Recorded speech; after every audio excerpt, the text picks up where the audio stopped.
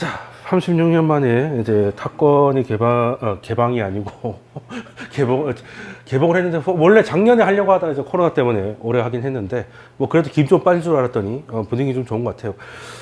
근데 참 세상이 돌고 도는 것 같은데 참 대단하긴 해. 어떻게 36년 동안 이제 그대로 있는가 또 신기한데 세상이 36년 정도 돌아온 것 같아요. 36년 만에 돌아온 게 탐형만 있는 건 아닌 것 같아. 이제 물가도 돌아왔고, 이제 전쟁도 돌아왔고, 이제 70년대로 좀 가는 듯한, 그런 느낌. 그러니까, 70년대라고 하면 나도 뭐 태어나기 전이긴 한데, 그 시절로 좀 돌아가는 것 같아요.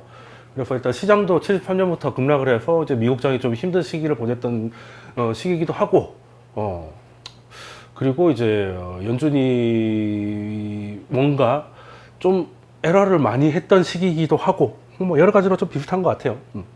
비슷한 것 같은데 참 돌고 도는데 그리고 이제 그때도 사실 이 탑건이라는 영화가 그 소련에 대해서 뭔가를 그 70년대만 해도 미국이 소련을 완전 압도하기는 힘든 시기였거든요.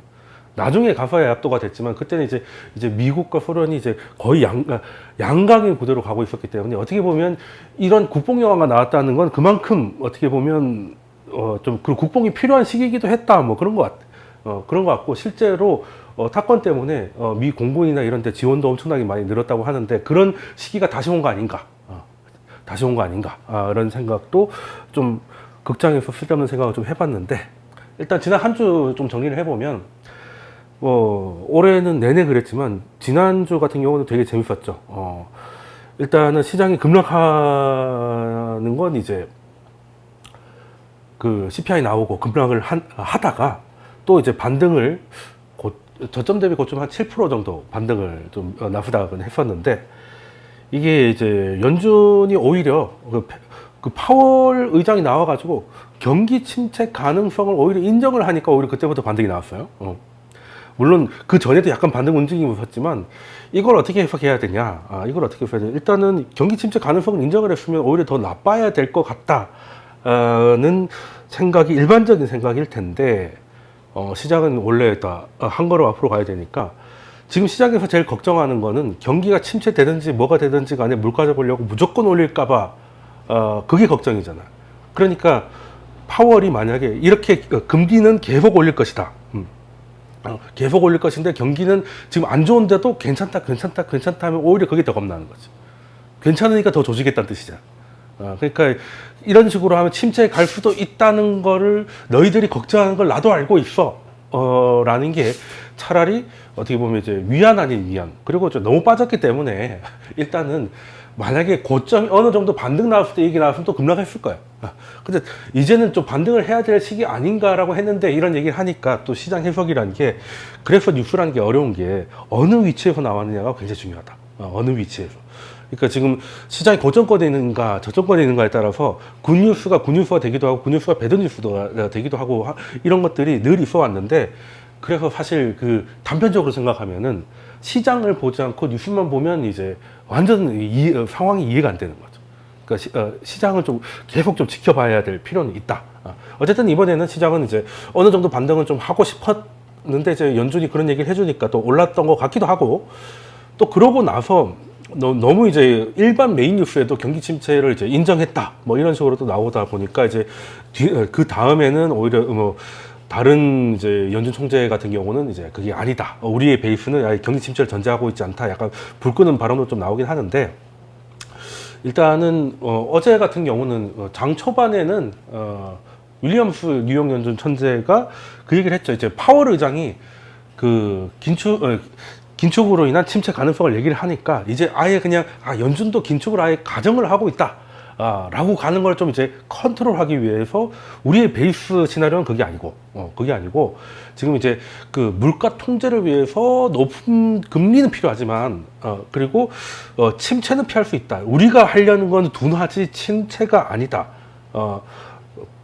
나더 리세션이라고 분명히 얘기를 하긴 했는데 그러고 나서 그 분위기는 좀 좋았었는데 어제 컨퍼런스 보드가 이제 발표가 되면서 이제 그때부터 거의 1% 정도 상승하다가 3% 마이너스 끄니까 4% 정도 빠진 거지 장중에 크게 빠졌는데 이게 또 왜 그런가? 왜 그런가? 경제라는 거는 이게 진짜 이제 그 말이 씨가 된다. 말이 씨가 된다는 게 우리가 흔히 하는 말로 뭐 행복해서 웃는 게 아니라 웃어서 행복하다. 뭐 이런 게 있잖아. 결과적으로 그러니까 침체가 와서 오는 게 아니라 침체가 온다고 생각하니까 침체가 오는 거야. 이 정도까지 왔으면 내가 볼 때는 침체는 한 번은 구경하고 가지 싶. 여기까지 왔으면 그냥 가긴 아쉽다. 여기까지 왔으면.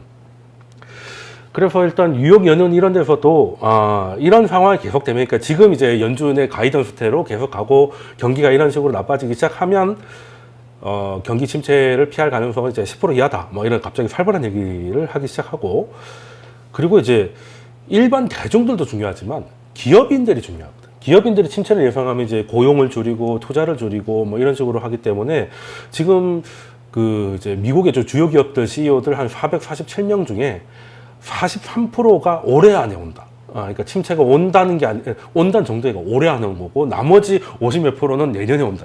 그러니까 사실상 오는 거지. 뭐. 이 정도 되면 한번 침체 한번 갔다 와줘야 되지 않나. 그냥 지나가기 민망하지 않나. 뭐 이런 생각도 좀 드는데, 어제 그렇게 또 꽤 침체를 인정해서 반등을 하던 시장이 어제는 왜 그렇게 꼬꾸라졌나? 장중에 4%가 왜 빠졌나?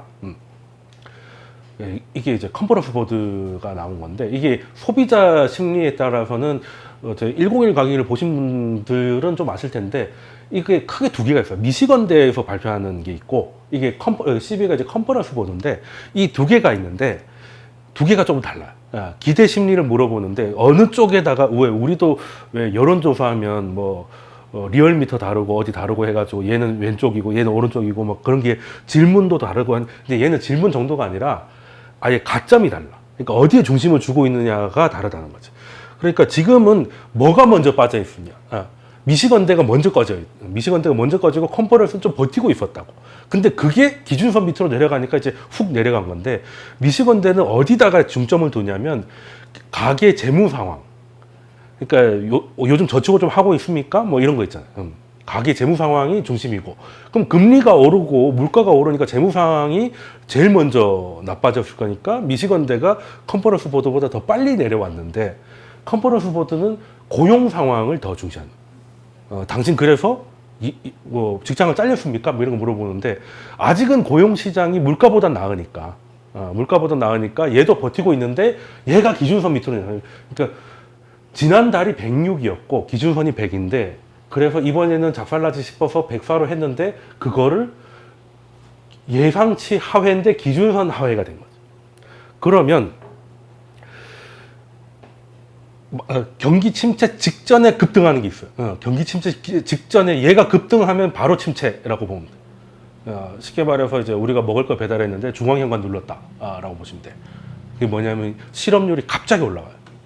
그러니까 실업률이 급등하지 않으면 침체가 안 오지. 물가는 오를지언정 사람들이 그래도 월급 받고 있기 때문에. 근데 이제 이거를 물가는 높은 상황인데 사람들의 실업률이 높아진다는 건 이제 수요가 아주 그냥 박살이 나는 거고, 그만큼 회사들이 힘들다는 거기 때문에 이제 이게 경기 침체가 시작되기 일보 직전에 일어나는 현상인데 고용이 안 좋아지잖아.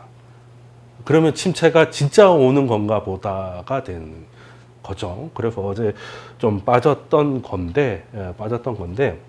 그래서 일단은 우리가 좀 알고 갈 만한 거는 컨퍼런스 보드하고 그 미시건대의 차이는 이제 어디에 좀 중점을 두고 있느냐.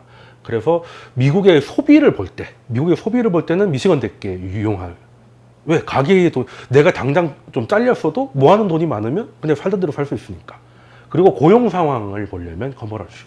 그러면 경기 침체가 임박했을 때 어느 게 더 먼저 꺼질까? 얘가 급격하게 내려가겠지. 사람들이 잘린다는 거니까. 그리고 잘리고 나면 미시건대는 따라서 꺾이겠지. 잘렸으니까 이제 가진 돈 가지고 써야 되니.